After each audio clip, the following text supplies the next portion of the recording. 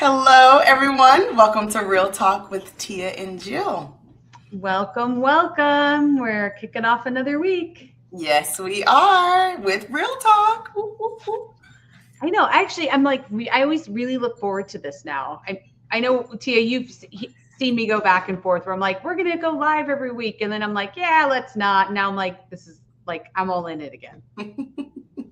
Yeah, you know me. I'm like, is my hair okay this week?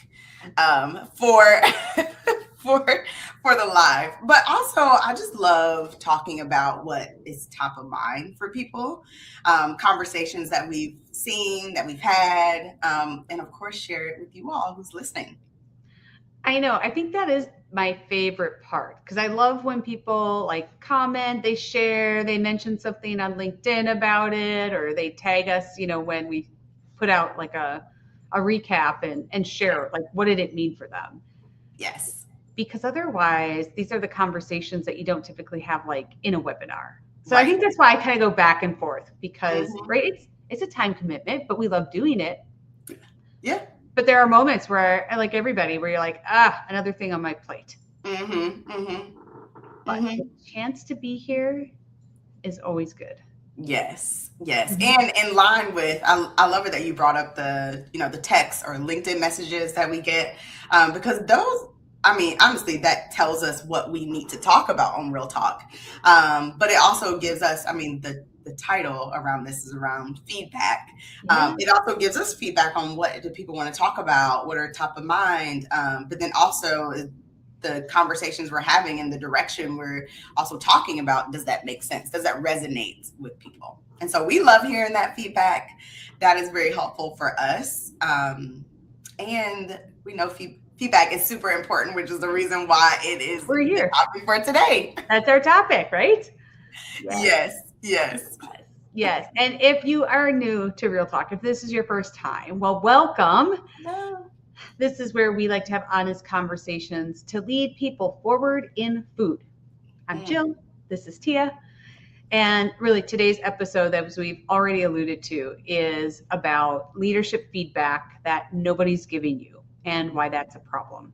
mhm. And so this one weaves in a bit about leadership because, and feedback, I mean, because, you know, this, we all have these blind spots, these things that we don't see in our own leadership, or even the way that we offer something to others without realizing, is it something that they're willing to like actually take and bring in. Right. Yes. And I think, as even as we were talking about before we even hit record, like a lot of leaders aren't getting the feedback that actually helps them grow. Right. And Yes. I'm guilty. How many Mhm. times have I had a leader who's like, "How am I doing?" I'm like, "Just fine, great." They're like, Mhm. Do I need any, how can I help you?" And I'm like, "I'm fine." Right. And so I haven't put the effort in. And Yes. I think that is such a lost opportunity because when we think about, right, when we think about this quest of how do we engage people different, how do we empower them, how do we shift culture, like it starts with us. Yes. And if we're not open to the feedback, or we're not open to providing meaningful feedback, Mhm. we are not able to move culture forward. Mm-hmm, mm-hmm. Yeah, it makes me think about the questions that we ask people on, well, what do you think your team thinks about this? Or how do you think this person perceives this? Many times we get the answer of, well, I'm not sure. I don't know. Right? Like, I know how I feel. I might know what my survey says, but there's been no communication at all. There's been no true feedback given, that, like you said, that's meaningful, that's intentional. And so we get into these positions that we're trying to solve something, but we really haven't collected the right feedback to understand what direction we need to go in. Yeah. And whether it's, and I'm going to say all feedback's important. Sometimes it feels like it's just a little snippet of a feedback, and you think, oh, is it really that important to give? Yes. Mm-hmm. I always Yeah. want to, like, now I want to be like, yes. Those are the moments when it comes to mind that, right, that's where you can provide that feedback. Mm-hmm. And even Mm-hmm. just even the whole way you position it with, oh, Yes. I just had a moment where I thought this. How does that sit with you? Right. Yes. And that way it's not this huge thing of, Mhm. I wrote up a whole feedback report on you Right. or for you. Right. It doesn't have to be that heavy. Yeah. And feedback, we focus on feedback, giving and receiving feedback within our leadership boot camp.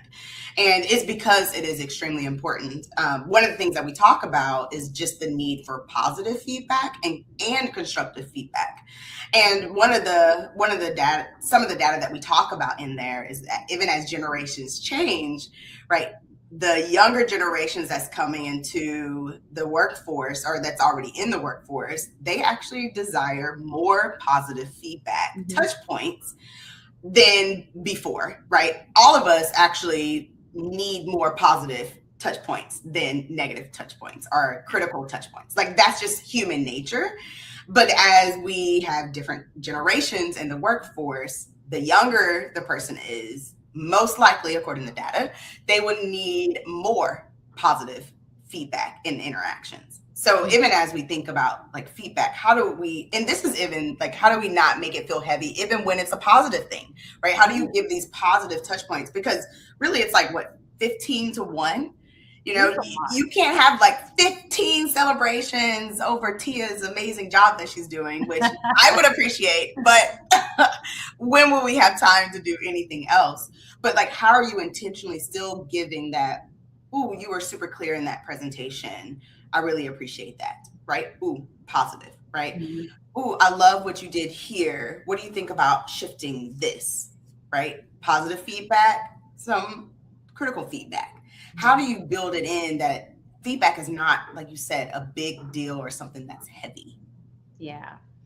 And I think the part that I've been on the other side in the audience where I'm like, well, of course feedback's important. And of course I'm going to do it better. And of course I'm going to make time for it. And then I maybe did for a day, maybe two, and then it would fall off. Yes. Um, so I think that even today, part of what we wanted to talk about were some of the things that you can do so you can keep doing feedback Mm-hmm. and keep Mm-hmm. creating some of that space. Yes. Because one thing that we all know is that when you get generic feedback, it doesn't land. In No. fact, the other day, my kids were talking about, oh gosh, drives them nuts. They're in sports and all, right? And even in non-sports things, they're like, I don't want this participation award. They're like, it's meaningless to them, right? Right. Right. Yes. It, it, Yes. it holds nothing. And Right. I chuckle No that they value. finally recognize that there is this um, propensity that we do participation awards so people Right. all feel good, and that they too can kind of discern between, is it actually making them feel good or what. Yes. And that's, I think, also translates over to the workplace. Mm-hmm. Mm-hmm. That I think participation awards make the person giving the award feel better than the person receiving it. Yes. And we don't need feedback to feel like that in the workplace. Right, exactly. Oh, that is such a good point. It's more about the person that's giving the feedback versus the person that should be receiving it. Yes. That's a fantastic way of saying that. And I think one thing too that I recognize with your story with your boys is that they know it's a participation trophy. Like, Mm-hmm. you know what I mean? Like they know that this really doesn't hold value for Yeah. them. They know why it's being given and they're like, I don't want this. And in this case, right, even as you're telling the story, I would almost have that touch point be more of a negative touch point Mm. where now you thought like as the giver that this is so nice, this is, I'm building up the positive bank of feedback, when in reality the receiver could have said, oh, this is actually a negative touch Oh, point yeah. for me because it True. is so generic. It's, are you just kind of hyping me up so that I won't quit, or you know, like insert reasons Yeah. on why people feel like, oh, you're just telling me this because someone else told you to tell me, or someone else. Yep. Somebody said you should get some feedback. Exactly. Or maybe I complained over here and now, you know, or maybe I've seen it where leaders, it's very clear they're on some type of improvement plan. And then it's like, it's like their whole personality has shifted. And you're like, what's going on here? Right? Like it has to be believable, it needs to be meaningful, and it needs to be helpful to the receiver. Otherwise, you could be doing more damage than good. I never thought of it from that perspective, But obviously, we've all been in those moments where you're like, that was just like a passive aggressive like comment I got, and that lands wrong. Right. Right. Yeah. Exactly. So if Exactly. you're with us live and you like, this is something you're like, yep, been there, done that, or felt it or seen it, like, let us know. I'm Yes. super curious if others are like, I've experienced that. Yes. I remember specifically when I was a young QE and we had a plant leader who I had gotten some feedback just on building relationships and appearing friendly. And I mean, he was fantastic at his job, but he sometimes came off abrasive or really didn't know how to build relationships in a way that people want to be around him as a leader. And me and my counterpart, we knew immediately after he had gotten that feedback because just the whole vibes were different. And I remember she came up to me like, have you had a conversation with this person today? And I'm like, no. And they're like, this person is like smiling and he gave me it was positive feedback, but like what he kind of like said, oh, great job on this. And she was just like, something's going on. Something is going on. And then by the end of the day, I'm like, yeah, I think he had probably gotten some feedback around it, right? And but one thing that's interesting is that over time he continued to get better at it. He continued to, and then it did become a part of his leadership style. But in the beginning, all those like little touch points that he was trying to do, like we were kind of on like high alert on like what's kind of going on. Yeah, what's happening here? Right. And as someone that's trying to either follow up on feedback or trying to do things differently, just know there's this period of time that people are going to be like, what is going on here before expectations are reset. Yeah, well, that's interesting because one of the biggest things that can be a challenge for people as they're trying to shift something in their behavior is the people around them aren't prepared for what that looks like. Yes. So when you think about whether it's feedback or, insert what behavior you're working on, like that's so important to think about because you do show up in the space differently. You do like present a little bit differently and that's intentional. Right. And so how do you address that? How do you position, how do you like share that? Yes. And do you need to share that? So a couple things for people to always think about. Because I don't think people think about like, oh, I'm going to share what I'm working on. Yeah. Like, I'm going to share these things when it can be so beneficial to do so. Right. Like, hey, you know what? I want to work on giving feedback better. Will you all let me know? Like, will you all let me know if this is like, is this working for you? Right. Like, am I being clear? Am I providing better feedback than I have in the past? Like, and that opens the door to them giving feedback and being honest about it, because now you've set the stage for them to do that. And then you've also too have sort of told their brains that this is important to you and this is what you're working on. So I want you to notice these things. So now they're on alert, right? And they're trying to notice these things. And I've even done it for leaders who say that they wanted to see a certain thing in me. I know that I'm already doing it. So I have conversations about it, and now all of a sudden people can notice it, right? Because we're human beings. We don't notice everything. We cannot notice everything around us. We pick and choose. But when you tell people, notice this about me, right, they are more likely to notice it at that point. Yeah. I'll go back to having Lawrence at the summit. It's almost a form of like confirmation bias. Like, ooh, you told me to look for it. Ooh, yep, I see it. I confirm. I see it. Yes. Over and over. And that's just how our brains work. I feel like that's like a little leadership trick. A little leadership trick is to tell people what to notice. I feel like we don't do it enough.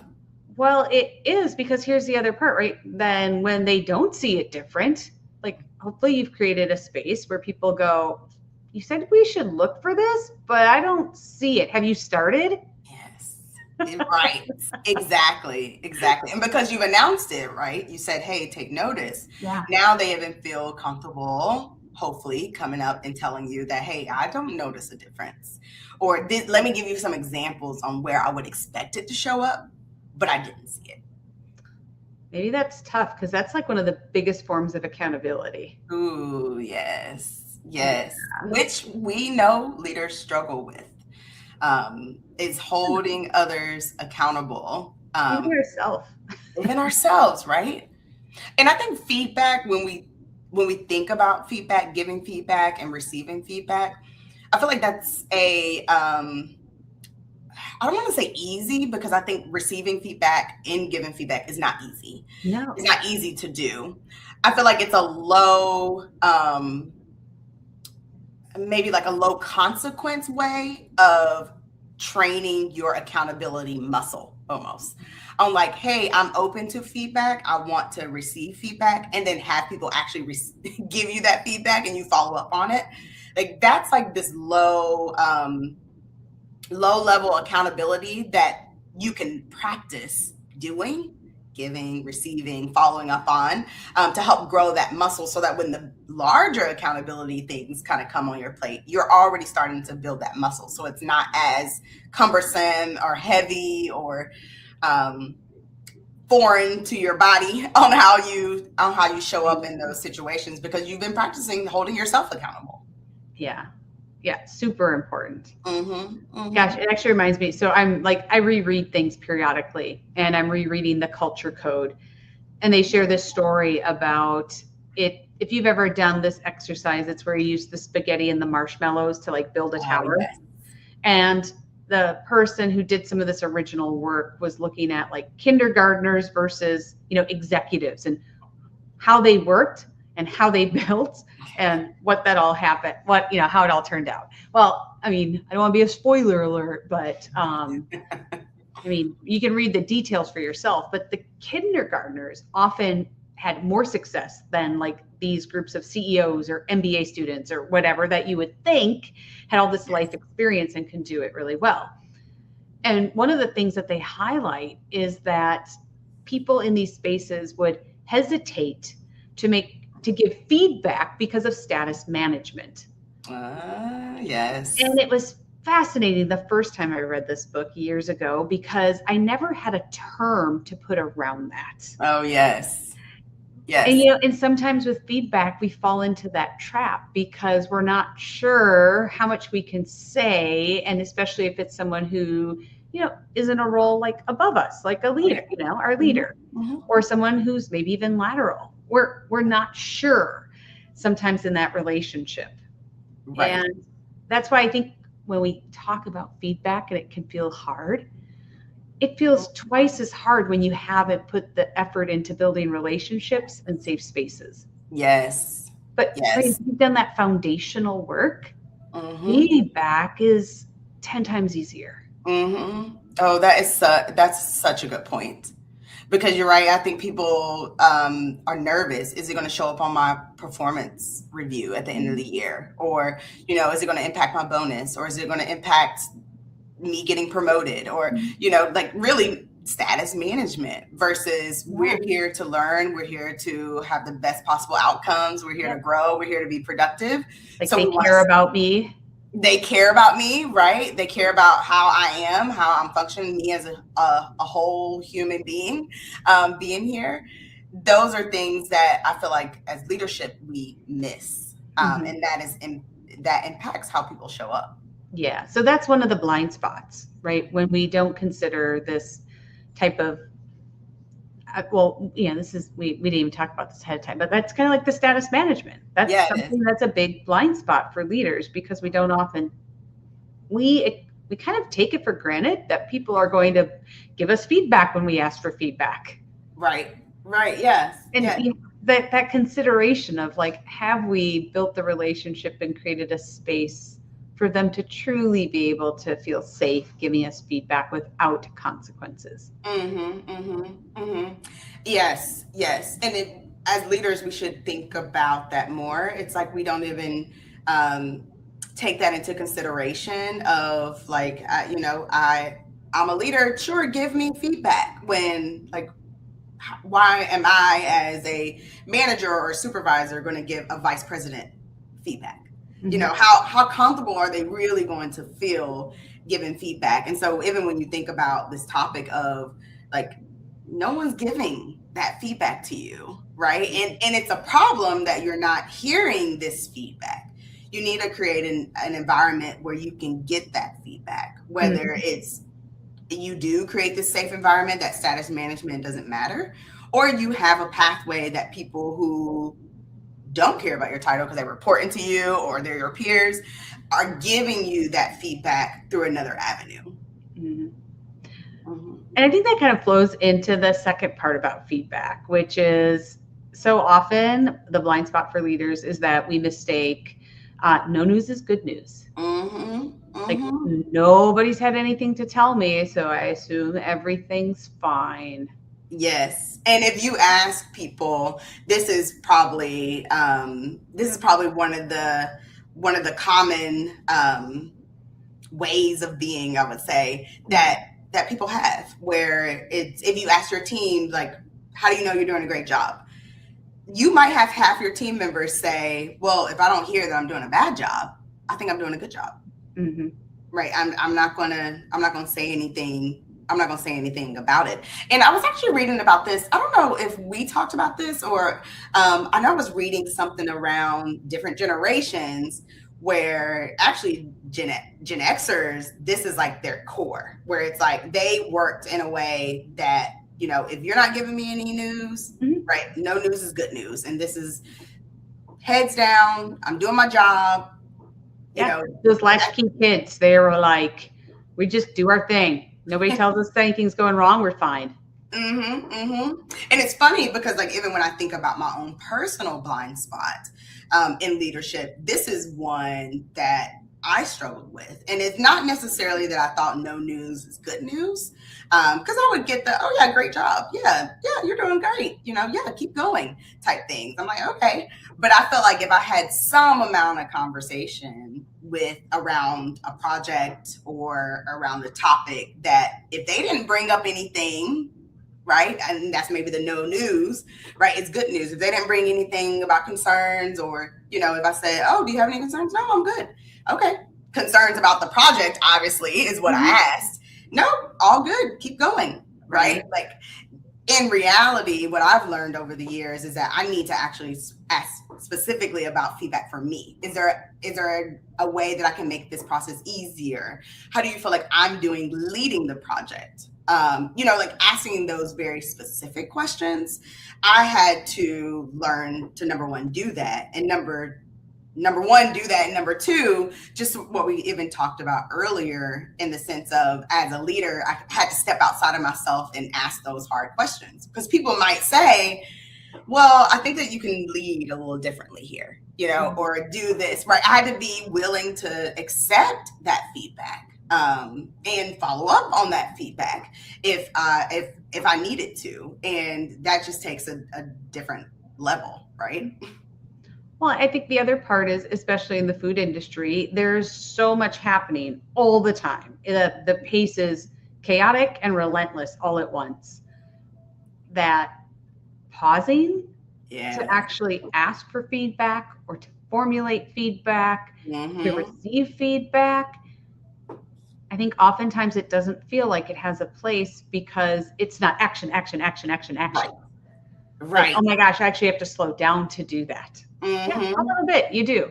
You do, because you have to think about, like, well, what is the feedback, right? And like I talked about, we discussed this at length as a full module in our leadership boot camp, where it's really about listening and understanding and gathering data. You know, all of that is needed in order for you to give feedback.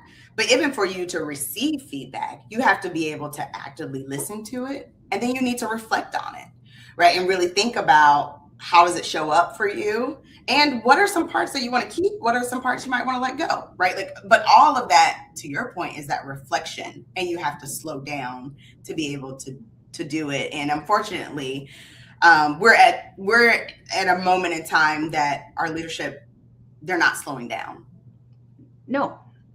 No, everybody's running a bit around. Which is why we see things like culture issue, retention issue, Yeah. engagement issues. We really need to go back to how are we creating this time to reflect. If we're not hearing anything, right? If we're at the no news is good news, I haven't heard any news, I haven't heard any feedback. How do we stop and say, I need to go then and seek this feedback? Yeah. And, also to think about like, which race do we need to win? Ooh.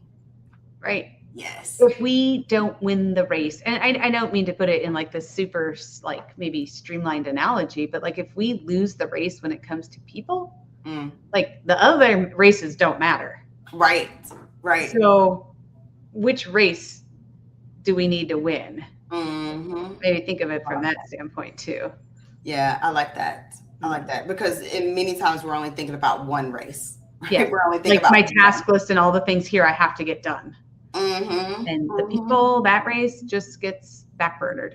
Eventually you burn out, right? Eventually it's not important. I think too, like when we think about like you need to go out and seek this feedback if you're not hearing anything, that kind of falls into even our second one of the misconception of I have an open door policy. So we see leaders kind of like, well, I'm not hearing any feedback, but I've let people know my door is open.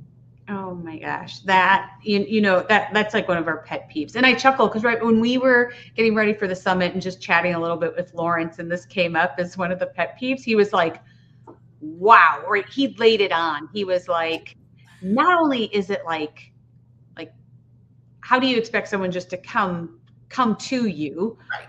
But even he positioned it like, come into my den, like into my physical space, and is this safe? And like, you come to me, and this power differential, which are things we've talked about. But I loved how Lawrence totally got into it and like putting even the next layer of elements onto why this open door policy really is not effective. Yes, I know. I love the way Lawrence talked about that because it is so true. And I mean, we've all seen it. Like your leadership team, they are like a little clique, right? They're a little group. They're each other's peers, and they go to the same meetings, and they're laughing, and they know this, and they, they're in on the secrets, and we're not. Like whatever it happens to be, they get all the fun swag. Like whatever it is, where you are, like they're kind of like their own little clique. And then for you to say, "Oh, come into my space." Right. And then give me feedback. So it's not even like you're coming in to like celebrate or grab some candy off your desk. Right, exactly. You come in and give me feedback, even though even though the stat, we've kind of talked about status management, right? The statuses are different. How we influence the organization is different. Like the power dynamics, which you brought up, like that is all not on the same playing field, but please come to my space and give me feedback. I promise it's safe, right? Like that's not how you build that psychological safety, but it's also or safe space. It's also and honestly just doesn't work. It doesn't. It doesn't work. Yeah, and I think open door, I don't want to say it's synonymous, but even like when you do I'm gonna say people call them 360 surveys, but you send out like during review time, like send things to people to get some feedback. It's almost the same thing. Yes. I mean, the couple things we've talked about, there's status management that like, well, how real can I be on this form? There's the whole no news is good news, where a lot of people still do that. But then there's all this factors in as well. Like now the door is open. Do people really feel like they can put down feedback on this form? Right. Exactly. Is this really this spot for it? Exactly what you're saying. When we talk about this, even with like engagement surveys, it's like they probably are not putting down exactly what they're thinking until it has become unbearable. And they don't care if you know or anyone else knows. They're now going to tell you because it's gone too far for them. And then now it's hard to even course correct because they're at the point that they're kind of fed up with it, which is the reason why they're telling you. Now it's like it's worth going into the lion's den, right? It's worth going in there and saying something because we're all kind of fed up. Right. It's so bad. Yeah. And you don't really want to get there because now you are at a problem. I laugh because I feel like this is like the list of pet peeve day. it's even the whole, like, when you have an anonymous survey, and just think about that for a moment. If Right. I need to give anonymous feedback, Mm-hmm. that means I don't have a space where people feel safe to use their voice. Yes. Yes. I don't think our organizations think about that enough. They, and Yeah, it's I agree. not a fault. It's just that they're thinking like, gosh, I want to create a space where people feel safe to give feedback. And that's true. Yes. And think about Right. what it says about your culture when you're like, the only way to maybe get some feedback on what they want to know or what we need to understand is Mhm. anonymously. Right, exactly. And I've been on teams or around teams where, the organization gives out anonymous feedback, survey, engagement surveys, whatever it happens to be.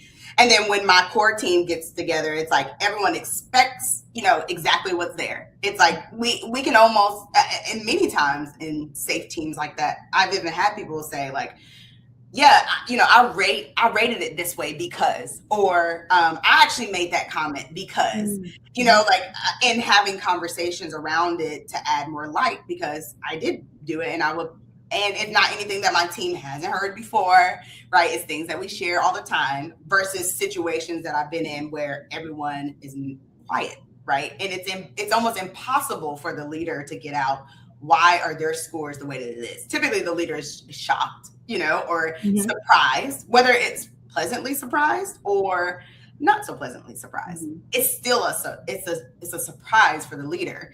And then when you have conversations with your main group, no one is sort of saying what that feedback is that they put down because again, you're in this spot of why would anyone there? It's really not a safe space because people don't feel comfortable even talking about the thing that they wrote down, right? Even talking about their perspective that they want the organization to make Exactly. decisions No. on. Mm-hmm. Right, exactly. I Mm-hmm. think this open door policy, and even even as we think about these anonymous surveys, it almost puts that burden on the person that has less power, right? Yeah. To initiate that conversation, to put this feedback down. Yeah. It's risky for them It to is. They do it. have more to lose than the other side. Mm-hmm, So mm-hmm.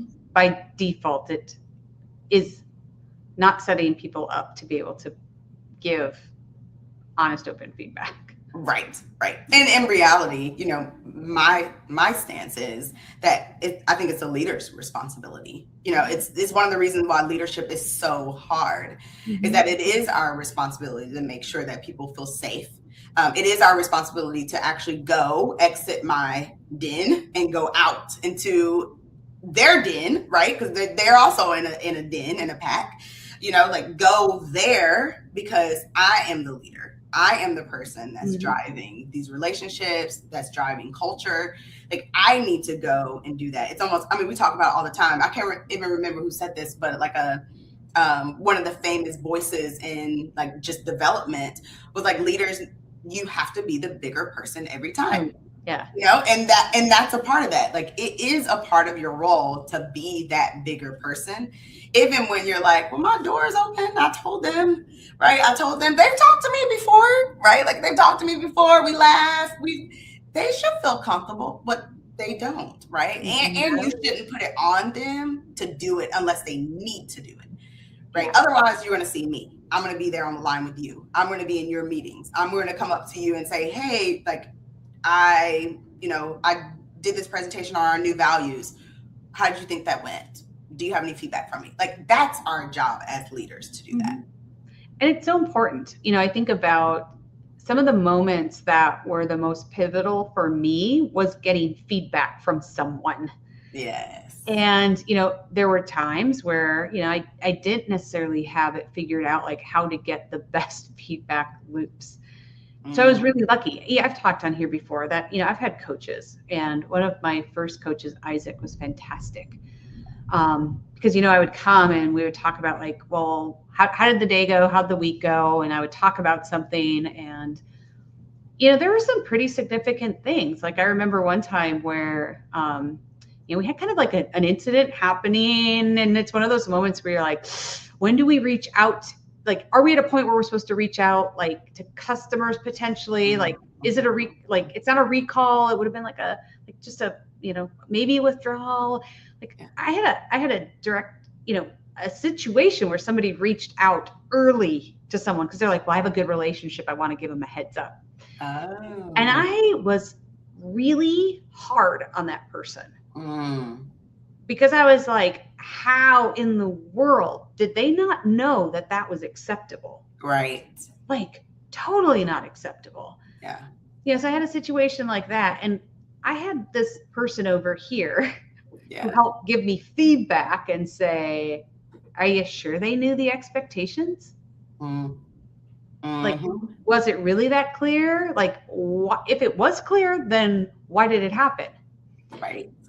And so I think this feedback is so important. And so whether you're getting it from your people or trusted people, like who can be there to be this set of eyes that can tell you the things that are hard to hear? I had that. I also, I remember I've shared on here before, some of the most valuable feedback was when I had a direct report who said, one of the things that really irritates me is you send me an email asking for information. I send it to you and I hear nothing. Yes. Right. And I was trying to be mindful, like, I don't want to fill up your inbox. You already have a million things to do, blah, blah, blah. And this person was like, I just needed to know it was received. Yes. Yes. If they never had stepped in to give me that feedback, every time I would ask for something, they probably were like, Jill. Yeah, what's she gonna do with it? Send it off. Grumble as they were getting it ready.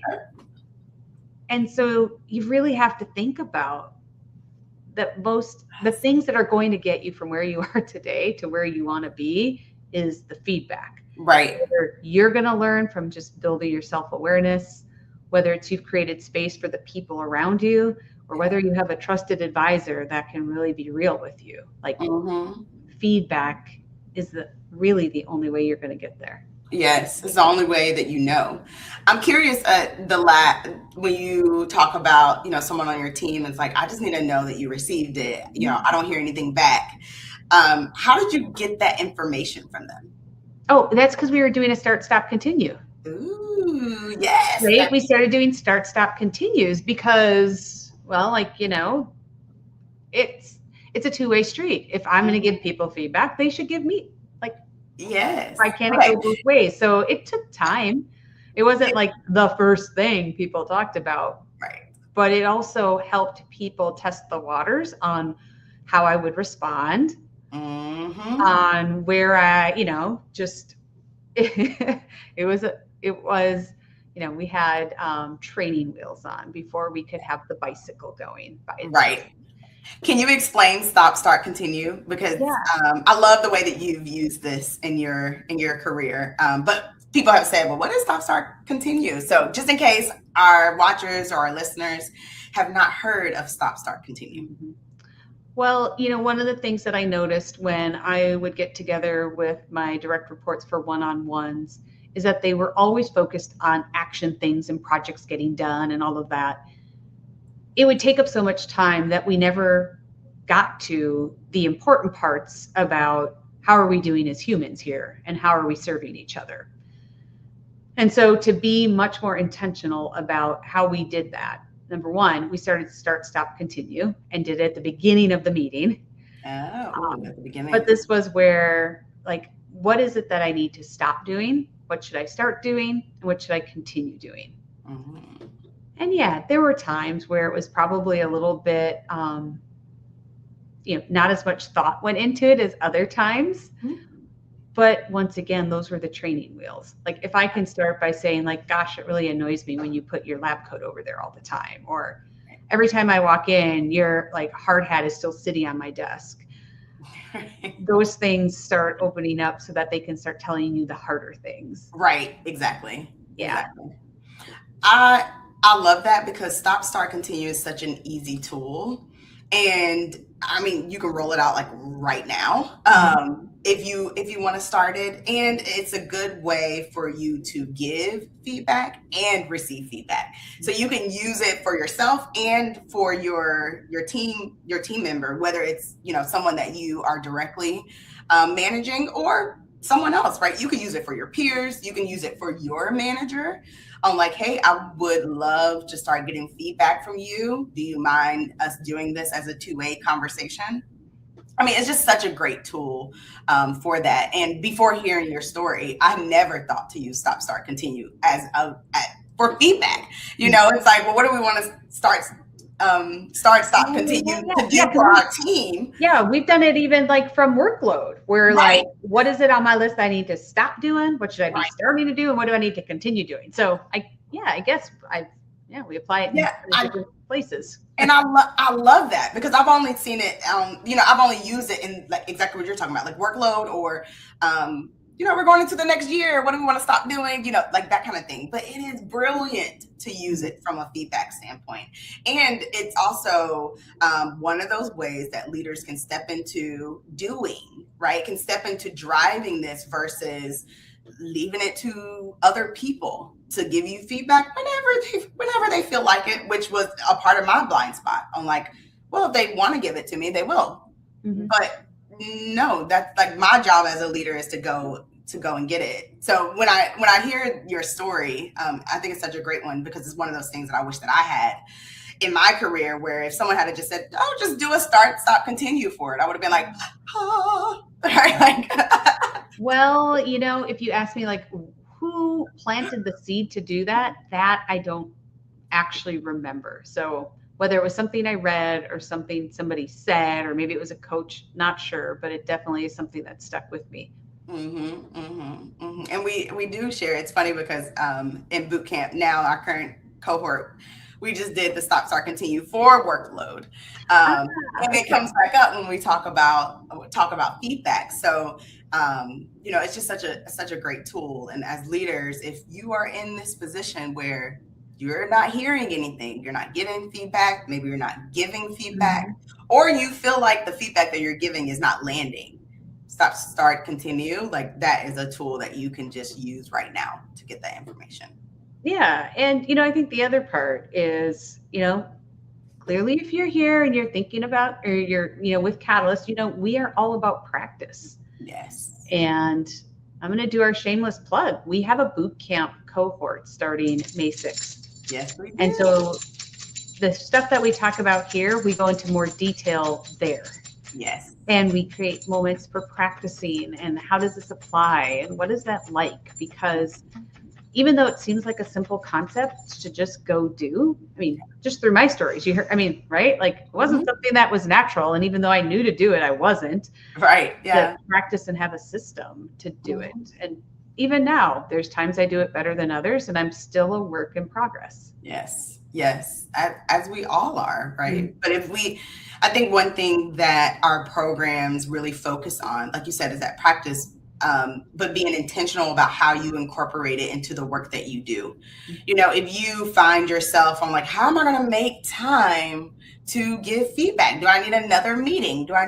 No. How do you build it into the meetings that you have? How do you build it into the touch points that you already have with your teammates, with your peers? Like, how do you build that in intentionally, though? Like, you're creating space for it intentionally to do within the work that you already have. I think the other part is, as a leader, you really need to think about what is it costing you to not have this feedback? Is it building trust with your team? Is it being more effective in projects? Is it how you show up as a leader in your whichever meetings that is? There's always a cost to not getting feedback. Yes. So thinking about that is really important. And, really coming from us, who many of our clients, they're in crisis mode around their culture. If not having this feedback and being in a position that you might be surprised, right? Your culture might be worse than what you think it is, or your team might be crumbling more than what you think that they are.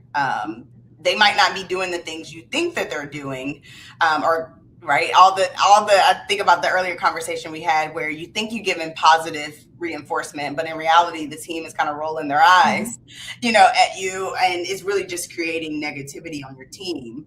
Many Yeah. times we know leaders won't know this until something else shows up in a way, and now their leaders are saying, what's going on with your team? And you're like, I had no idea, right? Like, how many times do we run into people, and even clients that we're working with now, where there was a big surprise moment that existed for them, that we're working through now. Yeah, and I would say even if you're in one of these moments, growing up in the Midwest, everybody's like, here in Minnesota where I live, they're like Minnesota nice. Mm-hmm. So even if you're like, well, we feel like we have a good culture, everybody gets along. Right. Yes. There's still something to explore there. Yes. You don't need to be in crisis to think about, am I getting the right feedback? And if I'm not, what is that costing me? Right. Right. Yes. The time to think about that is now. Yeah. Especially when you're not in crisis. Like, I would say that's the time to reflect, right? Create some space to be able to think about these questions.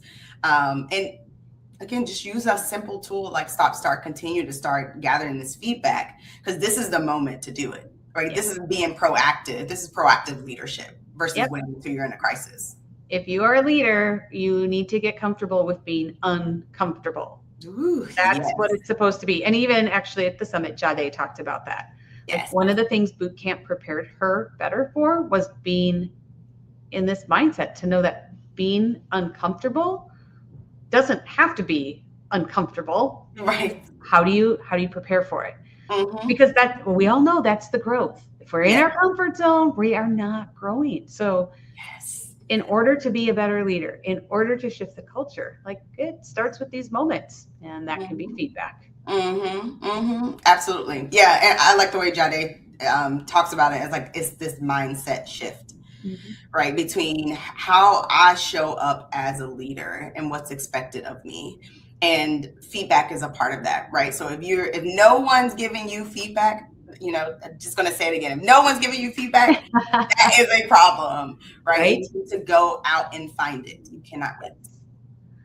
Yeah. So, if this episode landed somewhere for you, like we said, boot camp starts May 6th. That's only like 2 weeks away. Yes. And that is 14 weeks of this type of work. It's the self-awareness we talked about. It's feedback. It's expectations. Gosh, these were all the things I talked about in my story. Communication. And it's about building these habits that either, help you build your team, or it quietly holds them back. And giving you the tools to execute, right? Like we talk about stop, start, continue, and building that muscle and having the tools to actually start to shift behaviors. Yes. So we're going to put the link for that in the show notes. But of course, we'd love to have you join us, like, experience why this is different and how you can show up different. Yes. We'll make sure the link's there. Of course, you can always find information on our website at catalystfoodleaders.com/programs, where you can enroll and learn more. Yes. So that's today's Real Talk. Remember, culture doesn't change until leaders do. Yes. And we will see you next week. Bye.